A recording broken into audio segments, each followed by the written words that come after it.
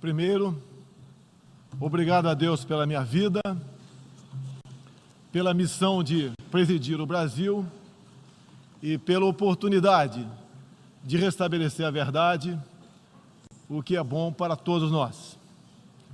Senhor Presidente da Assembleia Geral, Tirani Mohamed Bandi, Senhor Secretário-Geral da ONU, Antônio Guterres, chefes de Estado, de governo e de delegação, senhoras e senhores, apresento aos senhores um novo Brasil que ressurge depois de estar à beira do socialismo. Um Brasil que está sendo reconstruído a partir dos anseios e dos ideais de seu povo. No meu governo, o Brasil vem trabalhando para reconquistar a confiança do mundo, diminuindo o desemprego, a violência e o risco para os negócios, por meio da desburocratização, da desregulamentação e, em especial, pelo exemplo. Meu país esteve muito próximo do socialismo, o que nos colocou numa situação de corrupção generalizada, grave recessão econômica, altas taxas de criminalidade e de ataques ininterruptos aos valores familiares e religiosos que formam nossas tradições. Em 2013, um acordo entre o governo petista e a ditadura cubana trouxe ao Brasil 10 mil médicos sem nenhuma comprovação profissional. Foram impedidos de trazer cônjuges e filhos. Tiveram 75% de seus salários confiscados pelo regime e foram impedidos de usufruir de direitos fundamentais como o de ir e vir. Um verdadeiro trabalho escravo, acreditem. Respaldado por entidades de direitos humanos do Brasil e da ONU. Antes mesmo de eu assumir o governo, quase 90% deles deixaram o Brasil, por ação unilateral do regime cubano. Os que decidiram ficar se submeterão à qualificação médica para exercer sua profissão. Deste modo, nosso país deixou de contribuir com a ditadura cubana, não mais enviando para Havana 300 milhões de dólares todos os anos.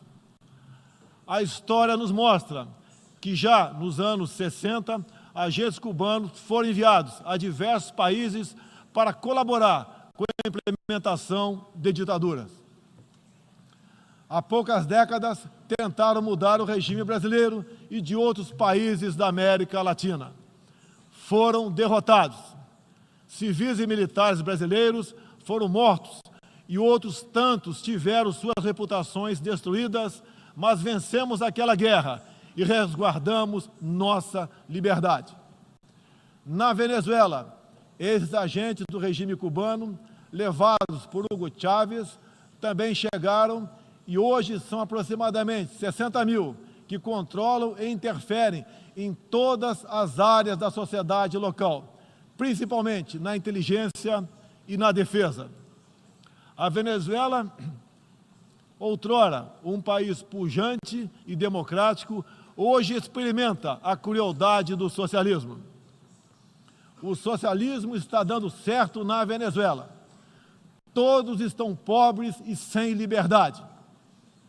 O Brasil também sente os impactos da ditadura venezuelana.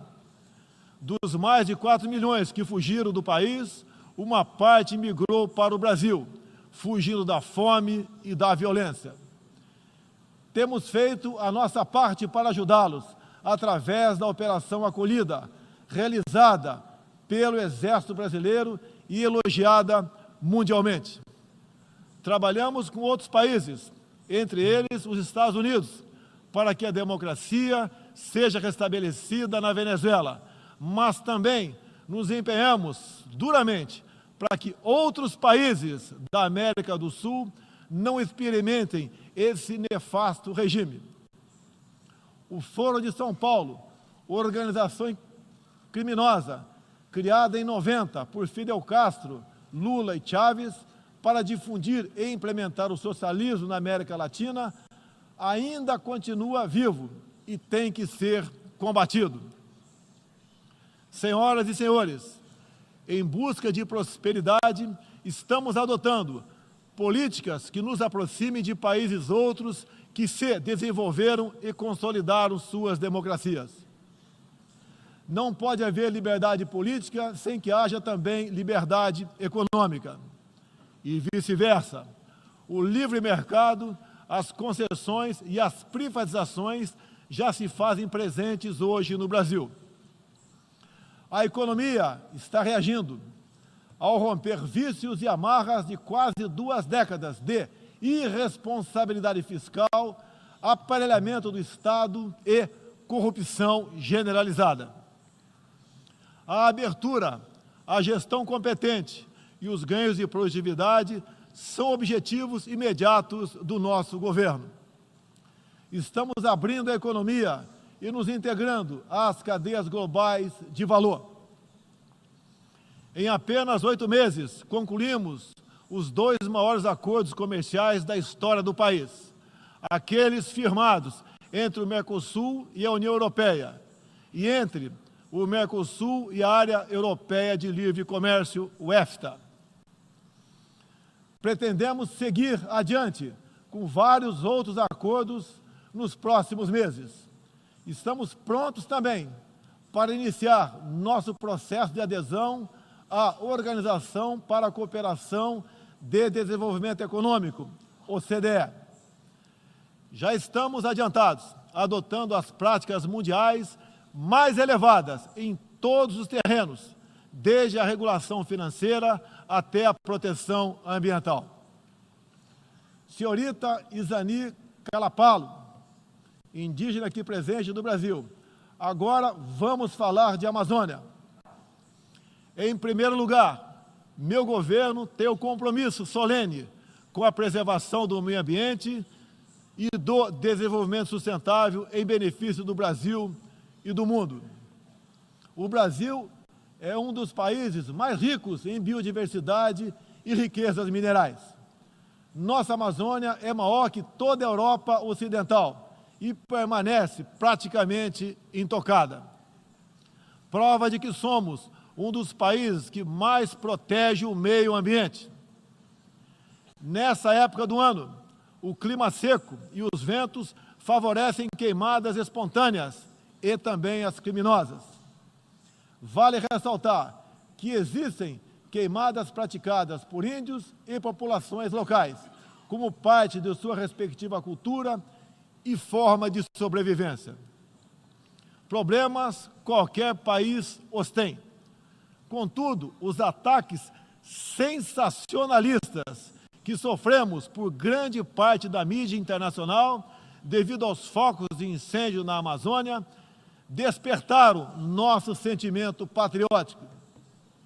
É uma falácia dizer que a Amazônia é patrimônio da humanidade e um equívoco, como atestam os cientistas, afirmar que a Amazônia, a nossa floresta, é o pulmão do mundo.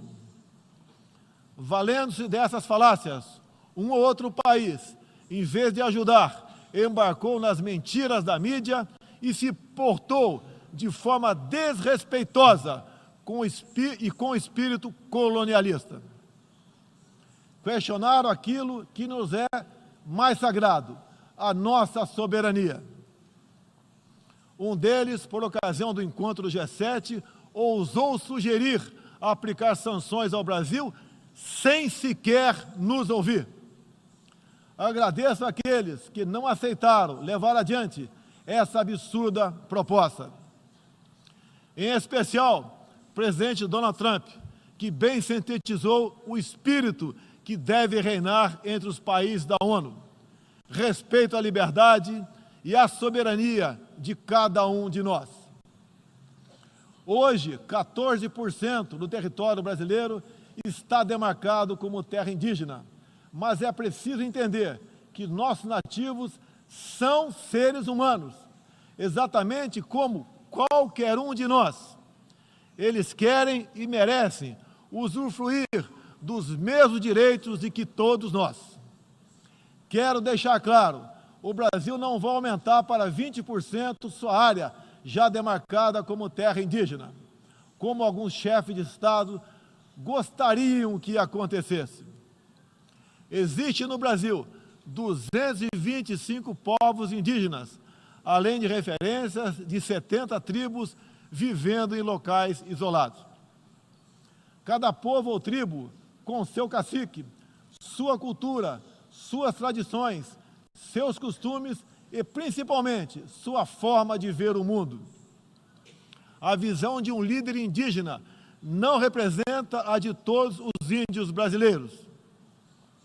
Muitas vezes, alguns desses líderes, como o cacique Raoni, são usados como peça de manobra por governos estrangeiros na sua guerra informacional para avançar seus interesses na Amazônia. Infelizmente, algumas pessoas de dentro e de fora do Brasil, apoiadas por ONGs, teimam em tratar e manter nossos índios como verdadeiros homens das cavernas. O Brasil agora tem um presidente que se preocupa com aqueles que lá estavam antes da chegada dos portugueses em 1500. O índio não quer ser latifundiário, pobre em cima de terra rica, especialmente das terras mais ricas do mundo. É o caso das reservas Yanomami e Raposa Serra do Sol. Nessas reservas existe grande abundância de ouro, diamante, urânio, nióbio e terras raras, entre outros. E esses territórios são enormes. A reserva Yanomami, sozinha, conta com aproximadamente 95 mil quilômetros quadrados, o equivalente ao tamanho de Portugal ou da Hungria, embora apenas 15 mil índios vivam nessa área. Isso demonstra que os que nos atacam não estão preocupados com o ser humano índio, mas sim com as riquezas minerais e a biodiversidade existentes nessas áreas. E para mostrar aos senhores que não existe uma autoridade única entre os índios, eu quero ler uma carta aqui de grande parte das comunidades indígenas endereçadas para os senhores. O grupo de agricultores indígenas do Brasil, formado por diversas etnias e com representantes por todas as unidades da federação, que habitam uma área de mais de 30 milhões de hectares do território brasileiro, vem respeitosamente perante a sociedade brasileira endossar apoio total e restrito à indígena Isani Calapalo, aqui presente, do Parque Indígena do Xingu, Mato Grosso, que a mesma possa, na Assembleia das Nações Unidas, em Nova York, Estados Unidos, externar toda a realidade vivida pelos povos indígenas do Brasil, bem como trazer à tona o atual quadro de mentiras propagado pela mídia nacional e internacional, que insistem em fazer dos povos indígenas do Brasil uma reserva de mercado sem fim, atendendo interesses estrangeiros de países que ainda enxergam no Brasil uma colônia, sem regras e sem soberania. O Brasil possui 14% do seu território nacional regularizado como terras indígenas, e muitas comunidades estão sedentas para que o desenvolvimento dessa parte do Brasil finalmente ocorra sem amarras ideológicas ou burocráticas. Isso facilitará o alcance de uma maior qualidade de vida nas áreas do empreendedorismo, saúde e educação. Uma nova política indigenista no Brasil é necessária. O tempo urge. Medidas arrojadas podem e devem ser incentivadas na busca pela autonomia econômica dos indígenas. Certamente que, se um conjunto de decisões vier nesse sentido, poderemos vislumbrar um novo modelo para a questão indígena brasileira. Um novo tempo para as comunidades indígenas é fundamental. A situação de extrema pobreza em que se encontram, sobrevivendo tão somente do Bolsa Família e de cestas básicas, nunca representou dignidade e desenvolvimento. O ambientalismo radical e o indigenismo ultrapassado e fora de sintonia com o que querem os povos indígenas representam o atraso, a marginalização e a completa ausência de cidadania. A realidade ora posta impõe que o mundo, na arena da Assembleia das Nações Unidas, possa conhecer nossos desejos e aspirações na voz da indígena Izani Kalapalo, que transmitirá o real quadro do meio ambiente e das comunidades indígenas brasileiras. Portanto, Izani Kalapalo goza de confiança e do prestígio da liderança indígena interessada em desenvolvimento, empoderamento e protagonismo, estando apta para representar as etnias relacionadas anexas, que são 52. Acabou o monopólio do senhor Raoni. A Organização das Nações Unidas teve papel fundamental na superação do colonialismo e não pode aceitar que essa mentalidade regresse a estas salas e corredores sob qualquer pretexto.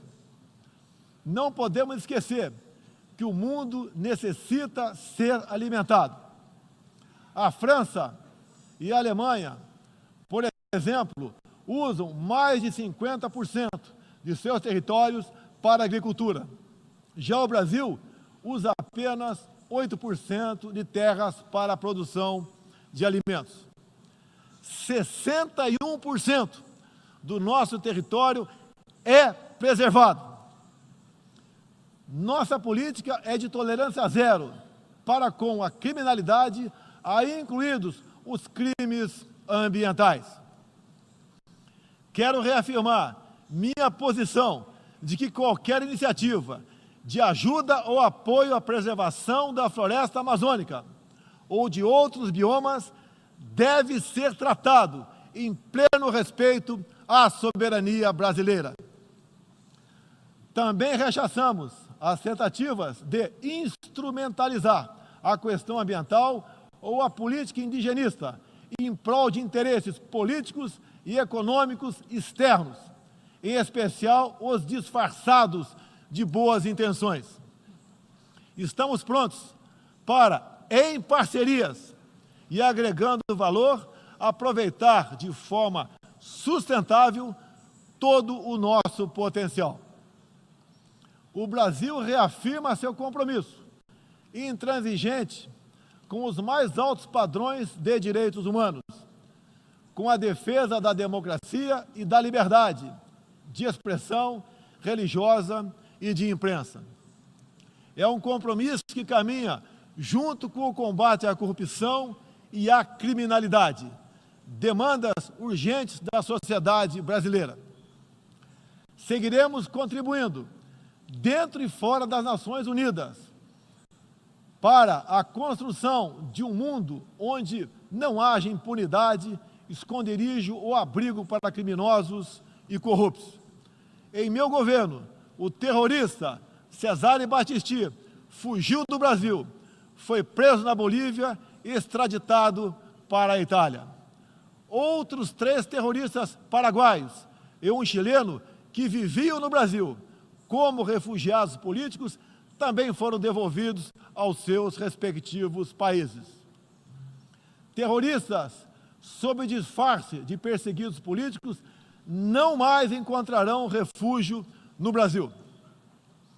Há pouco, presidentes socialistas que me antecederam desviaram centenas de bilhões de dólares, comprando parte da mídia e parte do parlamento. Tudo por um projeto de poder absoluto.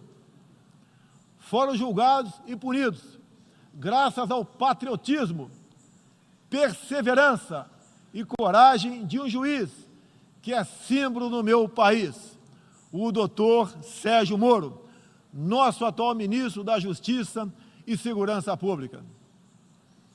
Esses presidentes também transferiram boa parte desses recursos para outros países, com a finalidade de promover e implementar projetos semelhantes em toda a região.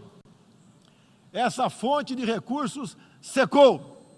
Esses mesmos governantes vinham aqui todos os anos e faziam descompromissados discursos com temas que nunca atenderam aos reais interesses do Brasil, nem contribuíram para a estabilidade mundial. Mesmo assim, eram aplaudidos. Em meu país, tínhamos que fazer algo a respeito dos quase 70 mil homicídios e dos incontáveis crimes violentos que anualmente massacravam a população brasileira. A vida é o mais básico dos direitos humanos. Nossos policiais militares eram o alvo preferencial do crime. Só em 2017, cerca de 400 policiais militares foram cruelmente assassinados. Isso está mudando. Medidas foram tomadas e conseguimos reduzir em mais de 20% o número de homicídios nos 6 primeiros meses do meu governo. As apreensões de cocaína e outras drogas atingiram níveis recorde. Hoje o Brasil está mais seguro e ainda mais hospitaleiro. Acabamos de estender a isenção de vistos para países como Estados Unidos, Japão, Austrália e Canadá. E estamos estudando adotar medidas similares para a China e Índia, entre outros. Com mais segurança e com essas facilidades, queremos que todos possam conhecer o Brasil, em especial a nossa Amazônia, com toda a sua vastidão e beleza natural. Ela não está sendo devastada e nem consumida pelo fogo, como diz mentirosamente a mídia. Cada um de vocês pode comprovar o que estou falando agora. Não deixe de conhecer o Brasil. Ele é muito diferente daquele estampado em muitos jornais e televisões. A perseguição religiosa é um flagelo que devemos combater de forma incansável. Nos últimos anos, testemunhamos em diferentes regiões ataques covardes que vitimaram fiéis congregados em igrejas, sinagogas e mesquitas. O Brasil condena energicamente todos esses atos e está pronto a colaborar com outros países para a proteção daqueles que se veem oprimidos por causa de sua fé. Preocupam o povo brasileiro, em particular, a crescente perseguição, a discriminação e a violência contra missionários e minorias religiosas em diferentes regiões do mundo. Por isso, apoiamos a criação do Dia Internacional em memória das vítimas de atos de violência baseados em religião ou crença. Nessa data, recordaremos anualmente aqueles que sofrem as consequências nefastas da perseguição religiosa. É inadmissível que, em pleno século XXI, com tantos instrumentos, tratados e organismos com a finalidade de resguardar direitos de todo tipo e de toda sorte, ainda haja milhões de cristãos e pessoas de outras religiões que perdem sua vida ou sua liberdade em razão de sua fé. A devoção do Brasil à causa da paz se comprova pelo sólido histórico de contribuições para as missões da ONU. Há 70 anos, o Brasil tem dado contribuição efetiva para as operações de manutenção da paz das Nações Unidas. Apoiamos todos os esforços para que essas missões se tornem mais efetivas e tragam benefícios reais e concretos para os países que as recebem. Nas circunstâncias mais variadas, no Haiti, no Líbano, na República Democrática do Congo, os contingentes brasileiros são reconhecidos pela qualidade de seu trabalho e pelo respeito à população, aos direitos humanos e aos princípios que norteiam as operações de manutenção de paz. Reafirmo nossa disposição de manter contribuição concreta às missões da ONU, inclusive no que diz respeito ao treinamento e à capacitação de tropas, área em que temos reconhecida experiência.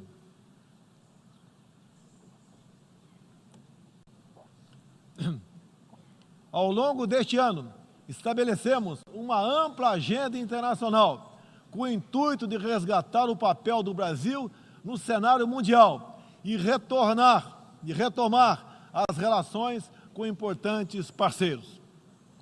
Em janeiro, estivemos em Davos, onde apresentamos nosso ambicioso programa de reformas para investidores de todo o mundo.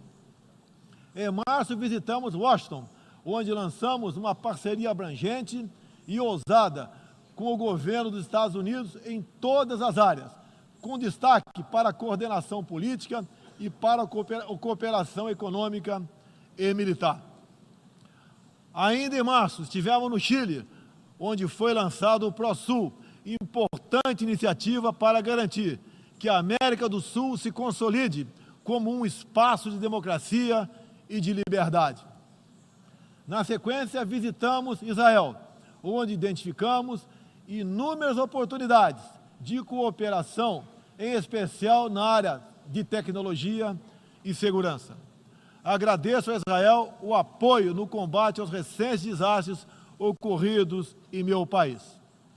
Visitamos também um de nossos grandes parceiros no Cone Sul, a Argentina, com o presidente Maurício Macri e nossos sócios do Uruguai e do Paraguai, afastamos do Mercosul a ideologia e conquistamos importantes vitórias comerciais, ao concluir negociações que já se arrastavam por décadas. Ainda este ano, visitaremos importantes parceiros asiáticos, tanto no Extremo Oriente quanto no Oriente Médio. Essas visitas reforçarão a amizade e o aprofundamento das relações com Japão, China, Arábia Saudita, Emirados Árabes e Catar. Pretendemos seguir o mesmo caminho com todo o mundo árabe e a Ásia. Também estamos ansiosos para visitar nossos parceiros e amigos na África, na Oceania e na Europa. Como os senhores podem ver, o Brasil é um país aberto ao mundo em busca de parcerias com todos os que tenham interesse de trabalhar pela prosperidade, pela paz e pela liberdade. Senhoras e senhores, o Brasil que represento é um país que está se reerguendo, revigorando parcerias e reconquistando sua confiança política e econômica. Estamos preparados para assumir as responsabilidades que nos cabem no sistema internacional. Durante as últimas décadas, nos deixamos seduzir, sem perceber, por sistemas ideológicos de pensamento que não buscavam a verdade, mas o poder absoluto. A ideologia se instalou no terreno da cultura, da educação e da mídia, dominando meios de comunicação, universidades e escolas. A ideologia invadiu nossos lares para investir contra a célula máter de qualquer sociedade saudável, a família. Tento ainda destruir a inocência de nossas crianças, pervertendo até mesmo identidade mais básica e elementar, a biológica. O politicamente correto passou a dominar o debate público para expulsar a racionalidade e substituí-la pela manipulação, pela repetição de clichês e pelas palavras de ordem. A ideologia invadiu a própria alma humana, para dela expulsar Deus e a dignidade com que Ele nos revestiu. E, com esses métodos, essa ideologia sempre deixou um rastro de morte, ignorância e miséria por onde passou. Sou prova viva disso. Fui covardemente esfaqueado por um militante de esquerda e só sobrevivi por um milagre de Deus. Mais uma vez, agradeço a Deus pela minha vida. A ONU pode ajudar a derrotar o ambiente materialista e ideológico, que compromete alguns princípios básicos da dignidade humana. Essa organização foi criada para promover a paz entre nações soberanas e o progresso social com liberdade, conforme o preâmbulo de sua carta. Nas questões do clima, da democracia, dos direitos humanos, da igualdade de direitos e deveres entre homens e mulheres, e em tantas outras, tudo o que precisamos é isso: contemplar a verdade seguindo João 8,32. E conhecereis a verdade, e a verdade vos libertará. Todos os nossos instrumentos, nacionais e internacionais, devem estar direcionados, em última instância, para esse objetivo. Não estamos aqui para apagar nacionalidades e soberanias, em nome de um interesse global abstrato. Esta não é a organização do interesse global, é a Organização das Nações Unidas. Assim deve permanecer, com humildade e confiante no poder libertador da verdade. Estejam certos de que poderão contar com este novo Brasil, que aqui apresento aos senhores e senhoras. Agradeço a todos pela graça e pela glória de Deus. Meu muito obrigado.